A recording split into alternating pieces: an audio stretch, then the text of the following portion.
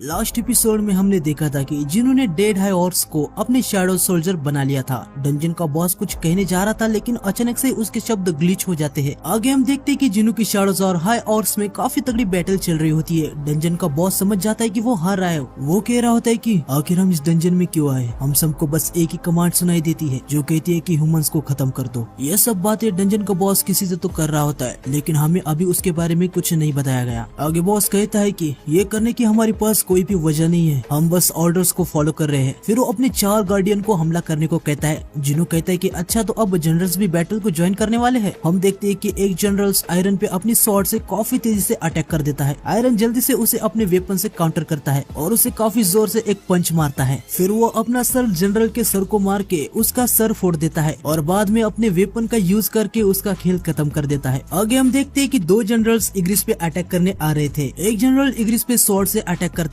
इग्रिस अपनी स्वॉर्ड से उस अटैक को काउंटर करता है लेकिन तभी दूसरा जनरल इग्रिस को पंच करने आ रहा था पर इग्रिस अपने रिफ्लेक्सेस से उस अटैक को भी काफी आसानी से डॉज कर देता है। उसके बाद वो उसके सर में अपनी स्वॉर्ड घुसा देता है और उसका खेल खत्म हो जाता है। दूसरा जनरल काफी ज्यादा गुस्से में इग्रिस पे अटैक करने आता है। इग्रिस काफी आसानी से उसके अटैक को काउंटर करता है जिसके कारण वो जनरल पीछे ढकेला जाता है। तभी पीछे से आयरन आ जाता है और उस पे वार कर देता है जिससे वो जनरल दूसरी तरफ गिरने लगता है और वहाँ पे टैंक अपने पंजे से उस पे अटैक कर देता है और इसका भी खेल खत्म हो जाता है। जिन्हों कहता है मेरे जनरल्स का पकड़ा भारी लग रहा है। आगे जिन्हों मन में कह रहा होता है लेकिन अभी मैं पोशन का यूज करके जल्दी से माना नहीं भर सकता। मेरा माना खत्म हुआ तो मेरे सारे शैडो सोल्जर्स भी गायब हो जाएंगे। आगे हमें बॉस को दिखाते हैं जो कि अपने जनरल्स को ऐसे हारता देख काफी सदमे में आ जाता है। वो कह रहा होता है कि आखिर ये कैसे और क्यों हो रहा है। एक हंटर कहता है कि हम बस ऐसे ही खड़े होकर तमाशा नहीं देख सकते, चलो हमें उसकी हेल्प करनी चाहिए। लेकिन तभी boss hymn of agony, hymn of blazing fire और हिम ऑफ ब्लाइंडनेस स्पेल से हंटर्स पे अटैक कर देता है जिसकी वजह से उनकी हालत तो काफी ज्यादा खराब हो जाती है। बॉस उनसे कहता है कि ऑडियंस मेरे परफॉर्मेंस को खराब नहीं कर सकती। फिर वो जुनू से कहता है मुझे तुम्हारा ये घमंडी मुंह बंद करना होगा और जुनू पे hymn of slumber, hymn of lethargy और हिम ऑफ ब्लाइंडनेस से अटैक कर देता है। लेकिन जुनू अपनी इम्यूनिटी स्किल को एक्टिवेट कर देता है जिससे जुनू पे होने वाली सारी एबनॉर्मलिटीज रिमूव हो जाती है। हम देखते हैं कि जुनू पे एक भी स्पेल का कोई भी असर नहीं होता। बॉस भी ये देख के काफी ज्यादा हैरान हो जाता है। वो कहता है मेरे कर्सेस काम क्यों नहीं कर रहे। जुनू उसे कहता है मैंने तुमसे कहा था ना कि तुम्हारी मेरे सामने कुछ औकात नहीं है। जिन्हों अपने मेज शैडो को ऑर्ब ऑफ ओवराइज देता है। वो बॉस से कहता है पहले मुझे तुम्हारी ये घटिया शील्ड डिस्ट्रॉय करने दो। फिर हम देखते हैं कि मेज काफी बड़ा फायर का एक गोला बना देता है और उसे बॉस की तरफ फेंक देता है। इससे बॉस की हिप ऑफ प्रोटेक्शन शील्ड टूट जाती है और बॉस को भी काफी ज्यादा तगड़ा डैमेज हो जाता है। वो जिन्हों से कहता है कि ये करने की तुम्हारी हिम्मत कैसे हुई। आगे हम देखते हैं कि चाइन भी यहाँ पे पहुंच जाती है। ये नजारा देख के वो काफी ज्यादा शॉक हो जाती है। वो कहती है ये मैं सब क्या देख रही हूँ। वो क्या समन किए हुए बीस्ट है। मेज टाइप हंटर्स जो समन करने में स्पेशलाइज होते हैं वो भी 1 या 2 ही बीस्ट को संभाल पाते हैं। आखिर यहाँ पे चल क्या रहा है। तभी मिस चा देखती है कि मिस्टर क्यून की हालत काफी ज्यादा खराब है और हीलर उसे हील कर रही है। वो दौड़ते हुए उनके पास जाती है। वो हीलर से कहती है कि क्या तुम सब ठीक हो, यहाँ पे आखिर चल क्या रहा है। हीलर कहती है कि हमें भी कुछ भी आइडिया नहीं है कि आखिर यहाँ पे चल क्या रहा है। आगे हम देखते हैं कि बॉस काफी ज्यादा गुस्से में आ जाता है। वो जुनू से कहता है कि तुम्हारे ये बेकार ट्रिक मुझ पे अभी बिल्कुल भी काम नहीं करने वाले। और boss hymn of rage, hymn of reinforcement, hymn of giant और हिम ऑफ कम्बिशन से काफी ज्यादा पावरफुल बन जाता है। साथ ही वो काफी ज्यादा बड़ा भी बन जाता है। वो जुनू पे अटैक करने आता है पर जुनू काफी आसानी से उसके अटैक को डॉज कर देता है। वो बाकी सबको यहाँ से जाने को कहता है। बॉस जुनू पे फिर से अटैक करता है पर जुनू फिर से बच जाता है। जुनू बॉस से कहता है मेरा जायंट से पहले काफी बुरा एक्सपीरियंस रहा है। आगे हम देखते हैं कि जुनू का माना भी खत्म हो जाता है। बॉस जुनू से कहता है ह्यूमन ज्यादा घमंडी होने की कोई जरूरत नहीं है, मैं अब तक बस तुम्हारे साथ खेल रहा था। और वो जुनू पे हिम फ्लेम ऑफ ड्रैगन से अटैक कर देता है। बॉस को लग रहा होता है कि उसने जुनू को काफी आसानी से खत्म कर दिया लेकिन जुनू अचानक से जंप लगा के उसके आंख पर वार कर देता है। जुनू से कहता है बड़ा होने के बाद तुम बस एक आसान टारगेट बन जाती हो। कोई भी मेज बिना सुरक्षा के एक असासिन के सरप्राइज अटैक को ब्लॉक नहीं कर सकता। आगे हम देखते हैं कि जुनू बॉस पे काफी सारे वार करता है। जिंचुल भी अपनी टीम के साथ इधर आ जाता है। इधर का नजारा देख के वो भी काफी ज्यादा शॉक हो जाता है। फिर से हमें जुनू को दिखाते। वो कह रहा था कि इस ड्रैगर से मैं इस पे गहरा घाव नहीं दे सकता। वो अपने ड्रैगर को इन्वेंटरी में रख देता है और वो बॉस को काफी तगड़ा पंच मारता है। आगे वो बॉस भी काफी सारे पंचेस मारता है। जिंचुल और चाइन इस बैटल को काफी हैरानी से देख रहे होते हैं। चाइन जिंचुल से कह रही थी वहाँ पे काफी सारे बीस्ट उस हंटर ने समन किए हैं। जिंचुल कहता है मिस्चा क्या आप संग जिनू के बारे में बात कर रही हो। ये सुन के मिस्चा हैरान हो जाती है। वो मन में कह रही थी सिर्फ मिस्टर चोई को भी नहीं बल्कि सर्विलेंस एजेंट की टीम की मैनेजर को भी उसके बारे में पता है। जिंचुल मिस्चा से कहता है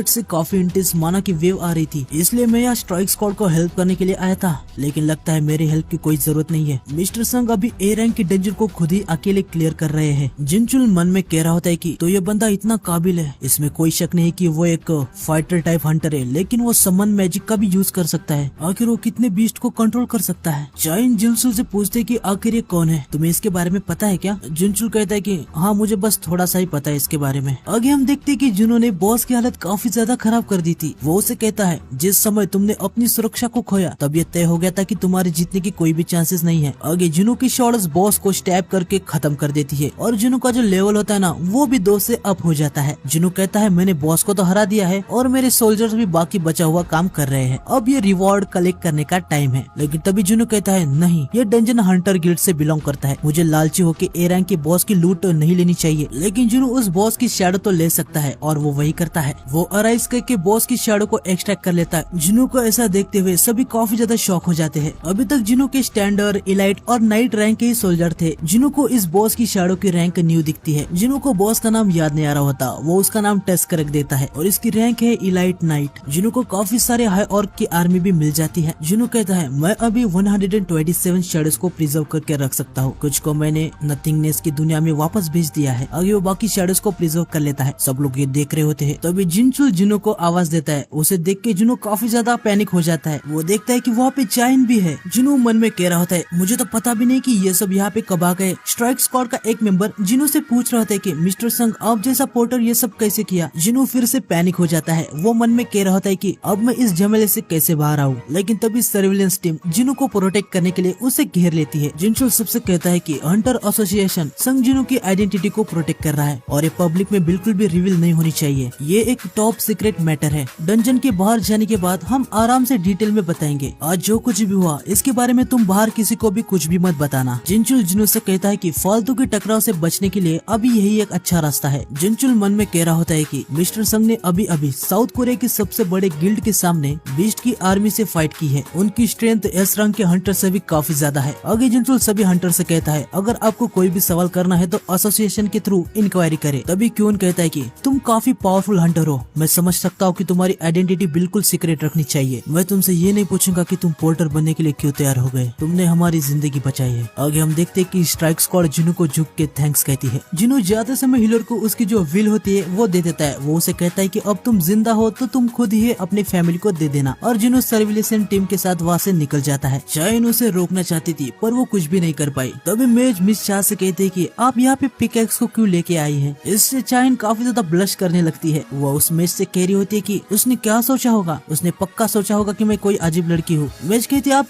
किसके बारे में बात कर रहे हो। चाइन मुंह लटका के उससे कहती कि छोड़ो कोई बात नहीं। आगे हम यू जिनू को देखते हैं जो यहाँ जिनू का वेट कर रहा होता है। जिनू भी यहाँ पे आ जाता है। यू जिनू से कहते हैं कि सर आपके कपड़े। जिनू से कहते हैं हाँ मैं सीधा डंजन के अंदर से आया हूँ। ये सुन के यू जिनू थोड़ा सा हैरान हो जाता है। वो मन में कहता है ये अभी भी डंजन के अंदर ट्रेन होने जाते हैं, इनका कोई जवाब ही नहीं है, ये काफी ज्यादा अमेजिंग है। आगे यू जिनू अपने पापा के साथ की बातचीत जिनू को बताता है। जिनू उसे कहता है तो तुम जब अपने पापा से बात कर रहे थे वहाँ पे म्यूगवान आ गया था और उसने रेड के अंदर जो कुछ हुआ उसके बारे में सब कुछ बता दिया। यू जिनू कहता है कि हाँ उसने हमें ये भी बताया कि आपने कैसे व्हाइट टाइगर गिल्ड के हंटर्स को रेस्क्यू किया। ये सुन के जिनू मन में कह रहा होता है आखिर उसने ऐसा किया क्यों। फिर वो यू जिनू से कहता है तो तुम्हें अपने गिल्ड का मास्टर होने के लिए मेरी मदद चाहिए। यू जिनू कहता है कि हाँ लेकिन मैं आपको कोई दबाव नहीं डाल रहा, ये आपकी मर्जी होगी, आपका जो भी डिसीजन होगा आप उसे खुल के बताइए। जिनू अपनी बात बताने जा रहा होता है। यू जिनू काफी ज्यादा एक्साइटेड था और साथ ही वो थोड़ा सा नर्वस भी था। लेकिन तभी हमें हंटर गिल्ड के ऑफिस को दिखाते हैं जहाँ क्यून जिनू के बारे में मिस्टर चोई को सब कुछ बता देता है। ये सुन के चोई काफी ज्यादा हैरान था। वो कहता है कि क्या कल की रेड में भी वो माइनिंग टीम में था और आज वो स्ट्राइक स्क्वाड में बैग्स को उठा रहा था। क्यून कहता है कि हाँ मुझे भी कुछ नहीं पता उसने आखिर ऐसा क्यों किया, लेकिन मैं इतना जरूर पक्का कह सकता हूँ उसका रेड के साथ दखल अंदाजी करने का कोई भी मकसद नहीं था। लेकिन वह डंजन के अंदर इस बार कोई रेगुलर बॉस बीस्ट नहीं था तो हम उसे खुद नहीं हरा सकते थे और हालात भी हाथ से निकल ही गए थे, इसलिए शायद संग जिनू के पास कोई भी चॉइस नहीं थी, उसको बीच में आना ही पड़ा।